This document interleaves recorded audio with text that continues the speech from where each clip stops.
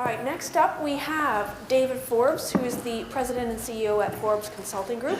He holds a PhD in clinical and cognitive psychology. He was awarded the Great Minds certificate from the ARF and the Brand Leadership Award from World Brand Congress. David is a fan of collecting old baseball cards, camping in the desert, and going to drag races. Welcome, David. Am I live? I'm loud even if I'm not live, but okay, great. There's a widget here probably somewhere I can use to advance things. Is it up here? Okay, great.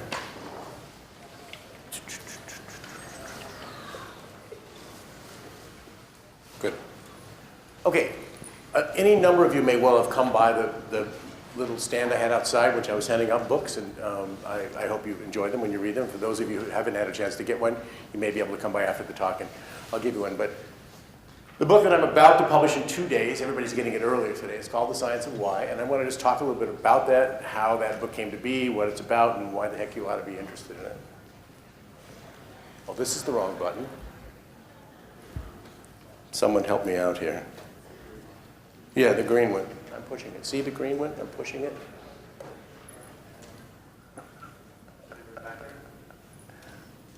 Am I missing something?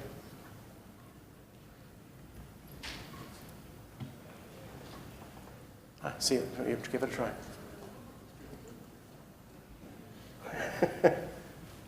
I can tell you the whole story on the title page if we need to, but is it working? Gosh. All right. Yes. The green button still? That's fine. Okay, thank you. Anyway, I thought, just to kind of frame the story today, I would reach back into the annals of work that we've done over the course of the years. And I ran across this study that we did on birdseed. And one of the things that this study did for me early on as we were developing this theory that I'm going to tell you about was to make it clear just how powerful an analysis that focused on motivation could be and how much you could learn about a phenomenon that seemed pretty straightforward at face value. We were commissioned to do a segmentation for a major manufacturer of birdseed. And we discussed, and in particular amongst the heavy users of birdseed, it's one of those categories where 20% of the people use 80% of the product. Two very different kinds of folks that use birdseed. And I'm going to leave you with that idea because later on I'll tell you the answer, but I want you to think in the back of your head about who might those birdseed users have been. And I suspect you'll guess one of the groups, but probably not the other one.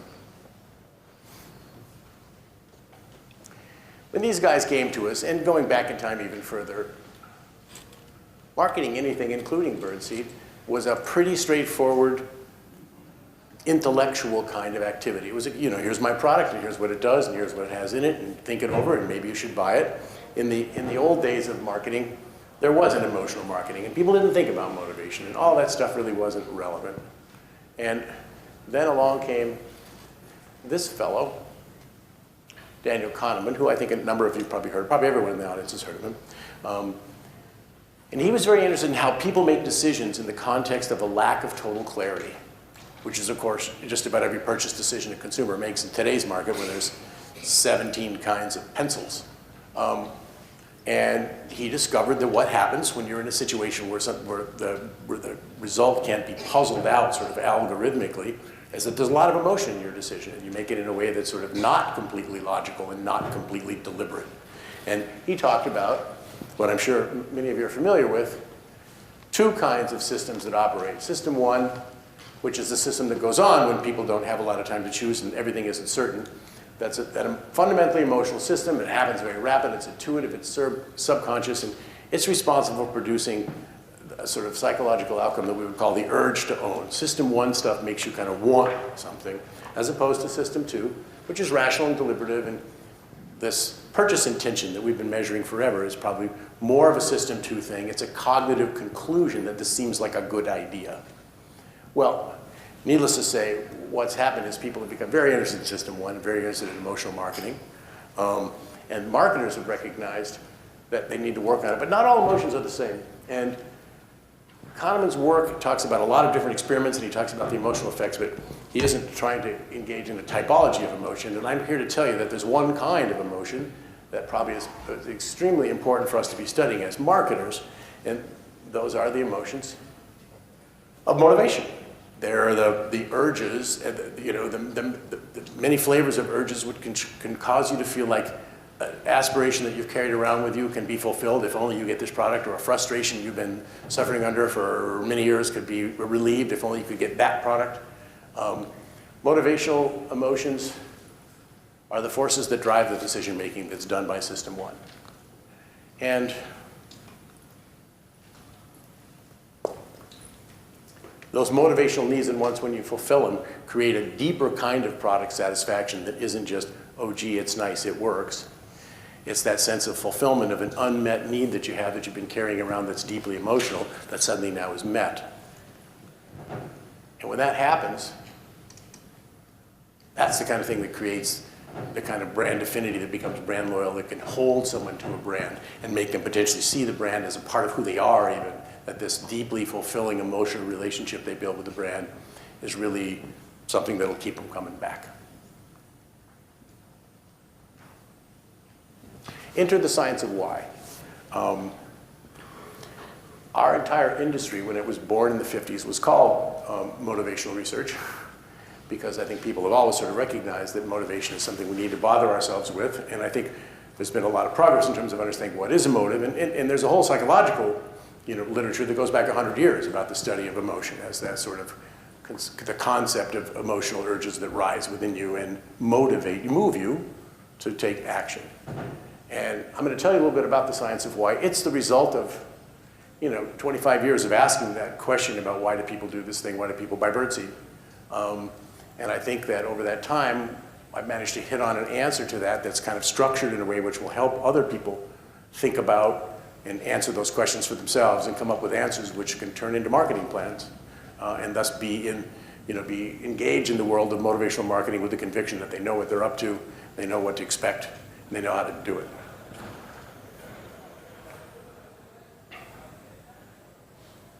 At a high level, the science of why is kind of like an intellectual travel novel.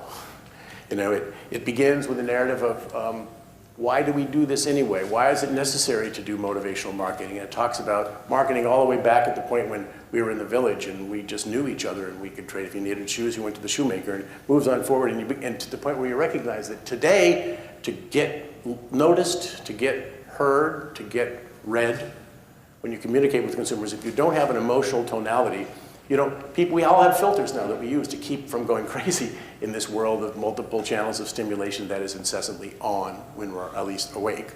And it turns out that motivational promises or emotionally tinged promises is a way to get through those barriers and actually be heard at all in a way that otherwise you'll just be part of the noise and not part of the signal. The book presents a periodic table of motives, and by that I mean it takes all this literature on motivation and says, well, how many are there really, and how many should we be worrying about, and are they connected in some way? I mean, if this is an emotional system that's evolved over time, you might expect it to have some kind of order to it.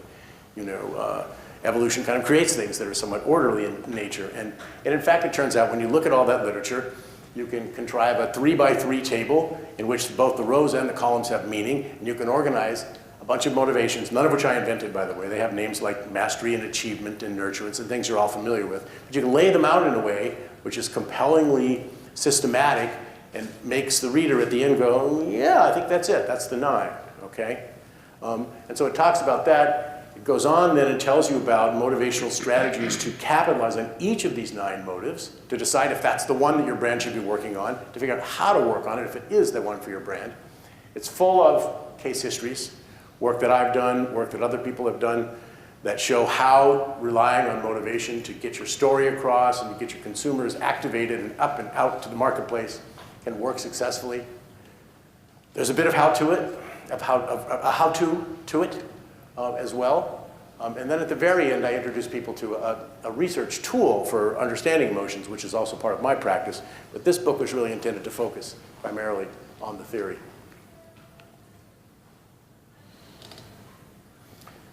So again, this whole journey, you're going to learn about the origins of branding, the evolution of the marketplace, how the consumer became to be an empowered consumer, and the rise of emotional benefits. That's an interesting story in its own right that I thought I needed to tell people before we got enmeshed in the sort of details of motivation. I wanted you to feel like there was a why the why, if you will. And then there's the matrix. So the rows and columns of the matrix make sense. In particular, the columns have to do with where you're looking to make change with your motivated behavior. What kind of an outcome are you trying to get? And the rows are literally, the first one is 3 motives that have to do with a striving to make change in the way that you think or feel about yourself. The middle row is how you think or feel about the stuff around you, and the third row is how you think or feel about social relations. Or the columns, rather. And the rows similarly have meaning. I'm not going to belabor that now, but the point is when you dig into the book and you read through the way that the matrix is built, you can reach a conclusion that the 3 rows or the 3 columns are essentially mutually exclusive and sort of sensibly exhaustive, as are the 3 rows. And so you end up with a way to arrange these 9 motives: security, identity, mastery, empowerment, engagement, achievement, belonging, nurturance, and esteem. That makes a lot of sense. And at the end you sort of go, okay, maybe that's enough. My hope is that we can begin to use a language to talk about motivation that's common amongst us, and that we can start to say, oh, let's go back to the matrix and think about where this fits.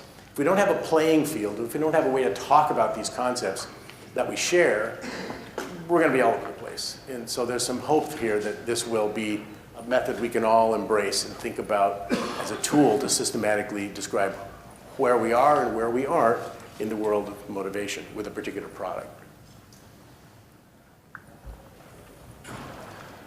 Behind this matrix, there's a literature review that I published as an academic article in the Review of General Psychology, 2010. Talks about 116 writers in the field of psychology who talk about motivation, and shows how all of their work can, in fact, be mapped into this 3x3 matrix. So I've made an attempt here to put this out for folks in a way that says it's real. It's not being made up all over again fresh. It's based on all that past work, and it puts it together in a way that's both organized but compelling and exhaustive. Each of these, and you'll see as you read through the book, if you get yourself a copy, each of these motives carry different kinds of consequences about how you talk about a product. So if you're going to market with security, you're probably talking about products you can trust, or products everyone will like, which makes you socially secure when you buy them and serve them or use them, or qualities you can count on in terms of that little sense of security.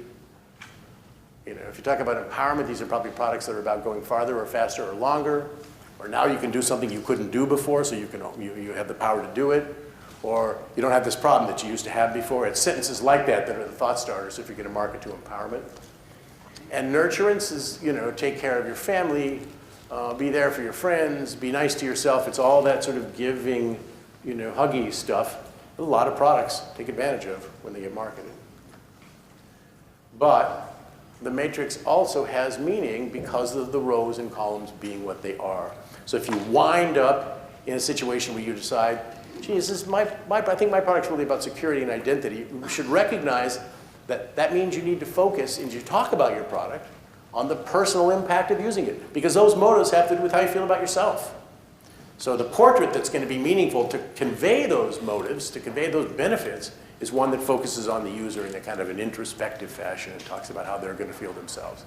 And similarly with the second column and the third column and the rows, motives that lie in a given column or in a given row have an inherent unity of feeling. They're a family, if you will, which has psychological impact on how you talk about it. And as you run through the chapters of the book, you'll start to be able to see how that works so that you can put together, because almost always a product there's 1 or 2 or 3 motives that coalesce together to unite somebody with a product. It's not a one-trick pony. And so knowing how they work together and having the potential to see how, oh look, all of my motives are in the bottom row. So that means I'm talking about results, and I'm talking about outcomes, and I'm worrying about evaluative kinds of reference frames, which is what the motives in the bottom row are about, getting good results.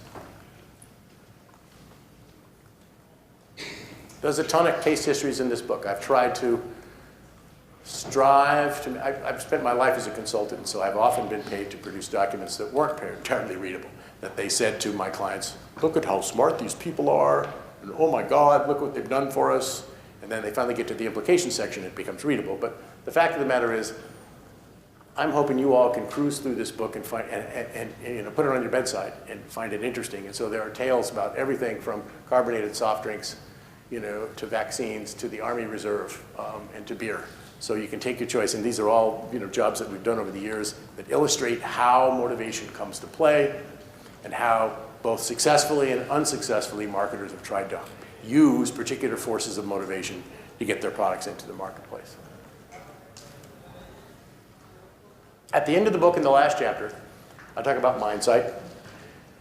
Mindsight's primarily a topic for another day, but I can just tell you that it's a tool we've developed that involves a large library of validated images. Think the Matrix, all right? We have 9 boxes of motivation. So imagine a set of images that are validated such that some of these images make you feel secure and other ones make you feel achieved. Some of these images make you feel masterful, and other ones make you feel connected and that you belong, and so forth. Well, with such a library, and based on some neuroscience about how it happens in people's brains when they see pictures, which briefly stated is that it takes them 1/10 of a second to recognize, oh, it's a picture of a dog.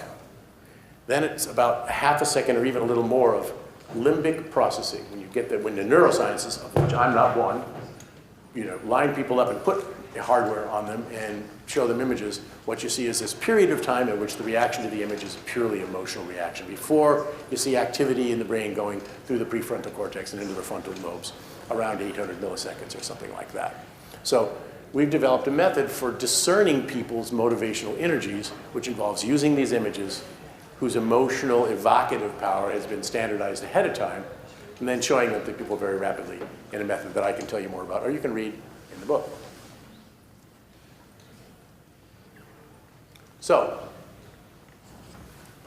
what were the bird segments? Anybody want to guess? What were motivational segments in the birdseed user population? Don't make me call on people. Hi. Nurturance. Okay, good call. You're right. You're going to see that in a second. And it's nurturance and a couple other things as well, but you're absolutely right. Somebody got a completely different segment in mind? That's fine, I'll tell you. So we did this motivational segmentation, and we found indeed there was a group that talked about they want to take care of the birds, and they loved watching them, in fact, and they felt a connection. It was like their birds, their neighborhood birds. And that was a group that our clients, maybe this broadened slightly their sense of a group in the heavy birdseed user population, but this wasn't a big surprise to them. They were expecting this group. But we found a group. They were mastery, achievement, and empowerment. What they were about was decorating their home with birds by putting out bird feeders so their home would look bitchin'. And so what did that mean? Interestingly then, if you run with this, where does it take you? You know, for the bird lovers, they believe in taking care of birds. They're interested in the life cycles of birds, and they want to nourish the birds, and they know that spring is different from fall, and all of that, and it's getting on toward winter. And so you have multiple types of bird seed for different times of the year. You know, seed for the birds for when they're molting or when they're laying or whatever. Seemed like a very interesting way to run with this notion of some people being into nurturance as their primary motive. It's literally nurturing, so go for it. And that's what we commended to them. The other group, what do they want? They wanted bird seed that would attract really cool birds and that looked good in the feeder and that didn't make a mess on the deck. So, and they were a sizable segment of the birdseed user population. Thus, getting me excited about motivation one more time, because when you do this kind of work, you get surprised time and time again at some of the reasons why we do some of the things we do, or some of the reasons why some of us do some of the things we do. Important reasons, though, because this was probably, if this 20% of all people was 80% of their group, the home decorator group was probably, 30% of their birdseed volume. So they needed to hear about them, needed to learn about them, they needed to understand, no, it's not about nurturance, it's a wholly other thing.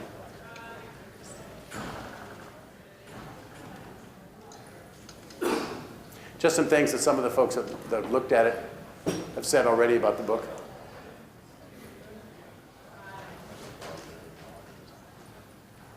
That's the science of why. Questions?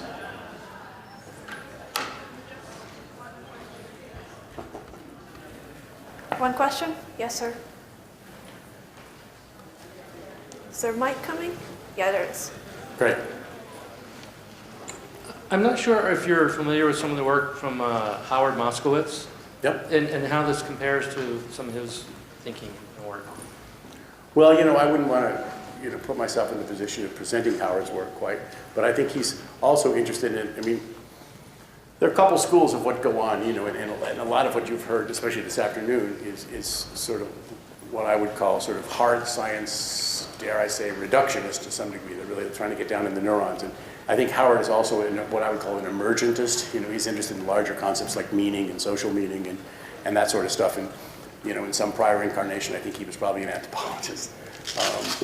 So he, I think, is very much interested in, as are we, sort of how do products create meaning in people's lives and thereby create bonds between the people and the products that they use. There's lots of light up here. Okay. On behalf of all bird lovers, Yes. may I say thank you Absolutely. for your presentation. All right. Thank you all for coming.